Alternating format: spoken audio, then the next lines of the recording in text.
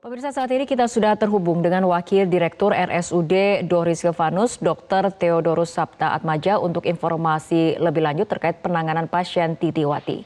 Selamat sore Dr. Theo, apa saja tindakan yang akan dilakukan oleh tim dokter untuk saat ini? Selamat sore Mbak Fitri. Ya, jadi Rumah Sakit Umum Dr. Doris Silvanus tadi bersama pemerintah kota, dalam hal ini Dinas Kesehatan Kota Palangkaraya, Dinas Kesehatan Provinsi, petugas damar. Kami sudah bahu-membahu untuk mengevakuasi Nyonya Titi yang kita laksanakan tadi jam 8:04 dan sampai di rumah sakit sekitar pukul 9 kurang seperempat. Pada sekitar jam 1 tadi siang kami sudah melakukan pemeriksaan darah, sudah pengambilan sampel. Besok jam 11 kami akan rencana untuk pemeriksaan lain untuk pemeriksaan penunjang sebelum dilakukannya operasi bariatrik tersebut. Di mana pemeriksaan besok akan dilakukan adalah pemeriksaan foto ronsen toraks, rekam jantung, ekokardiografi, spirometri. Hal itu adalah hal yang sangat penting untuk persiapan untuk melakukan operasi. Mudah-mudahan tidak ada kontraindikasi mutlak sehingga operasi bariatrik tersebut bisa dilaksanakan.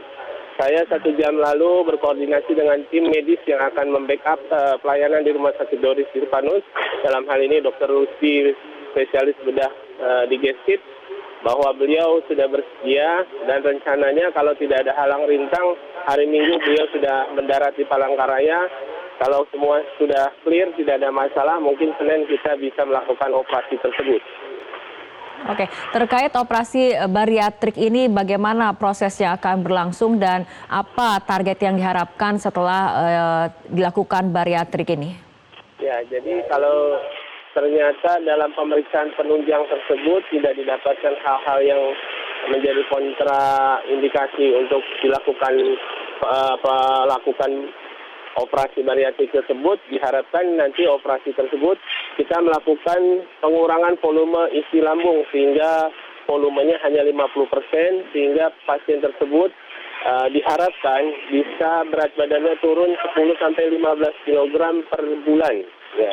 Jadi jangan berpikir bahwa keluar dari rumah sakit nanti badannya langsung kurus, tetapi kita harapkan 10-15 kilo, bahkan bisa 20 kilo setiap bulan pasien tersebut akan kurang berat badannya.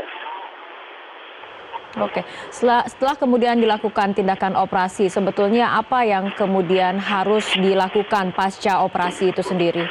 Ya, jelasnya bahwa setelah dilakukan operasi bariatrik tersebut, tentunya pasien tersebut pemantauan gizi yang seimbang. Kami sudah, jujur di Rumah Sakit Doris belum ada ahli gizi, saya sudah mendatangkan dari Fakultas Kedokteran Universitas Palangkaraya yang ikut bergabung untuk merawat, berkolaborasi untuk Nyonya Titi tersebut, dan beliau sudah bersedia.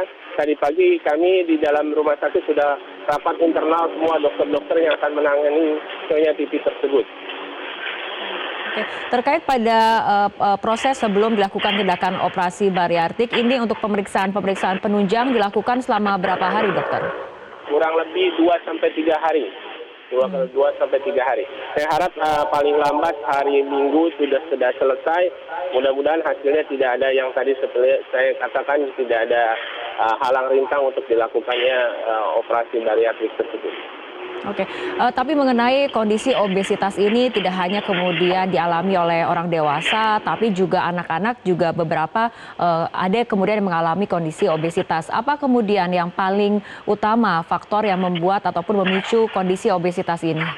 Ya, jelasnya pola makan kita harus seimbang dan aktivitas tubuh juga harus seimbang ya. Jadi kalau pada pasien yang Nyonya Titi tersebut ini mengakui bahwa pola makannya tidak teratur dan sangat berlebihan dan tidak ada aktivitas yang menunjang sehingga asupan kalori lebih banyak dibandingkan yang terbakar atau yang digunakan oleh tubuh untuk beraktivitas.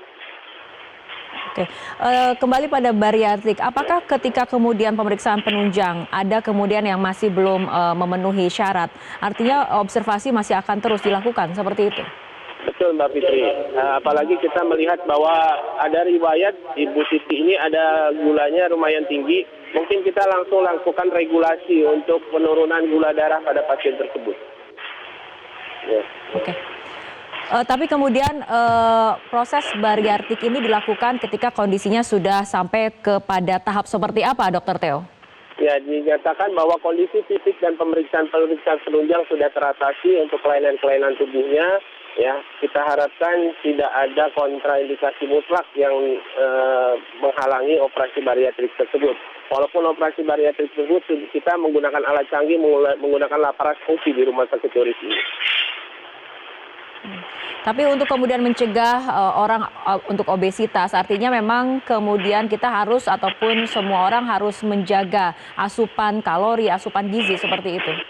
Betul Mbak Fitri. Ya, jadi dengan asupan gizi yang seimbang, yang tentunya dengan diimbangi dengan aktivitas fisik, ya, yang seimbang juga. Makanya harus berolahraga dan beraktivitas fisik secara teratur.